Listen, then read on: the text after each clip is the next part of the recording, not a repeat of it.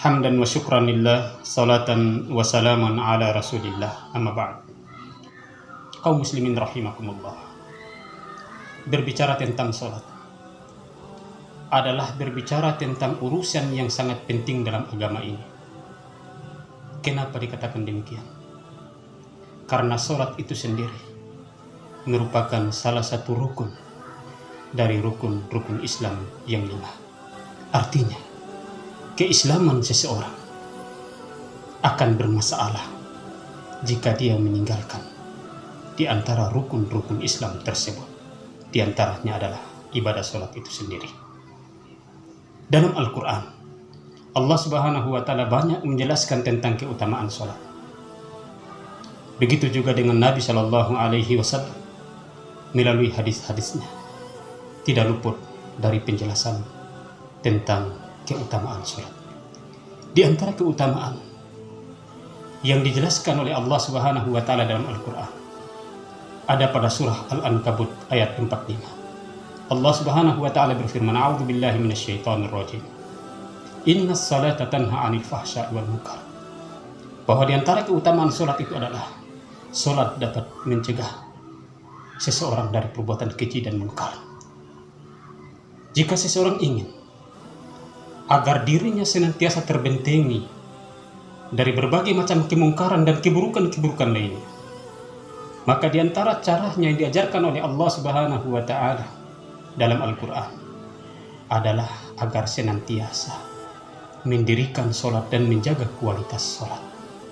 Insya Allah, dengan menjaga sholat tersebut akan menjadi sebab Allah Subhanahu wa Ta'ala memberikan perlindungan kepada kita dari berbagai macam bahaya, baik di dunia maupun di akhirat yang kekal abadi.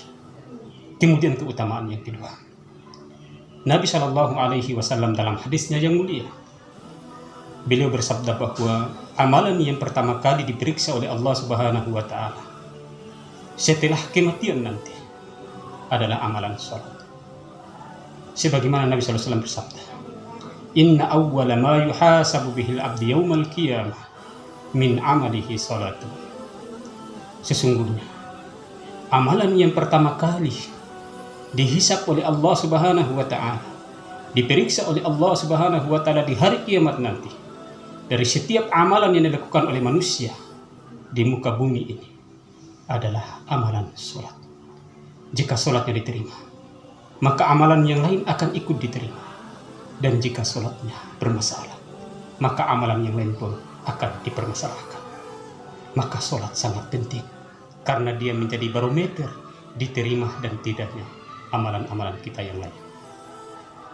Kaum muslimin rahimakumullah. Kemudian keutamaan yang ketiga, Nabi Shallallahu Alaihi Wasallam menegaskan dalam hadis beliau bahwa as-salatu nurun. Salat itu adalah cahaya. Artinya bahwa orang yang senantiasa konsisten menjaga kewajiban salatnya dan dia lakukan semata-mata mengharapkan keridhaan Allah Subhanahu wa Ta'ala, maka Allah Subhanahu wa Ta'ala akan memberikan cahaya pada wajah orang tersebut. Allah akan memberikan cahaya pada hati orang tersebut, dan Allah akan menjadikan salatnya sebagai cahaya yang dapat menerangi alam kuburnya, dan begitu juga cahaya yang bisa menerangi kehidupannya setelah alam kubur nanti. Kaum muslimin rahimakumullah, setiap kita tentu menginginkan keselamatan baik di dunia dan di akhirat, selamat dari berbagai macam ancaman.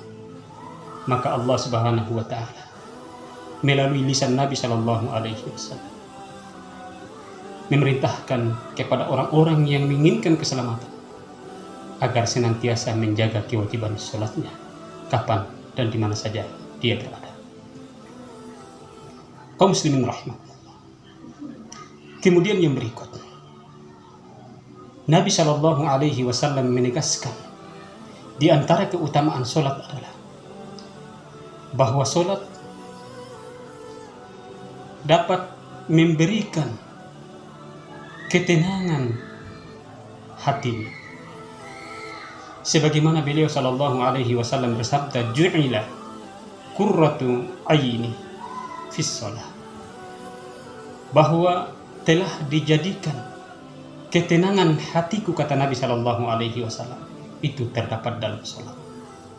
Ketika seseorang dalam hidup ini banyak mengalami kesusahan yang menimpa hatinya, sehingga dia tidak bisa tenang, tidak bisa konsentrasi, tidak bisa merasakan kebahagiaan hidup, maka di antara cara yang diajarkan oleh Nabi Shallallahu Alaihi Wasallam adalah menjaga kewajiban sholat kepada Allah Subhanahu wa Ta'ala. Untuk itu, kaum muslimin rahimakumullah, marilah kita berusaha semaksimal mungkin untuk menjaga kewajiban sholat kita kepada Allah Subhanahu wa Ta'ala, dan senantiasa selalu memperhatikan kualitas sholat kita, dengan harapan semoga keutamaan yang telah banyak dijelaskan oleh Allah Subhanahu wa Ta'ala dan Rasulullah Shallallahu Alaihi Wasallam dapat kita raih. Semoga Allah Subhanahu wa Ta'ala menanamkan rasa cinta dalam hati kita terhadap kebaikan, dan begitu juga dengan amalan sholat, agar kita mampu melaksanakannya dengan mudah dan penuh khusyuk. Dan semoga Allah Subhanahu wa Ta'ala menerima setiap amalan kita dan mengampuni kesalahan-kesalahan kita dalam beribadah kepada Allah Subhanahu wa Ta'ala. Subhanakallahumma bihamdik, asyhadu an la ilaha illa anta, astaghfiruka wa atubu ilaik. Assalamualaikum warahmatullahi wabarakatuh.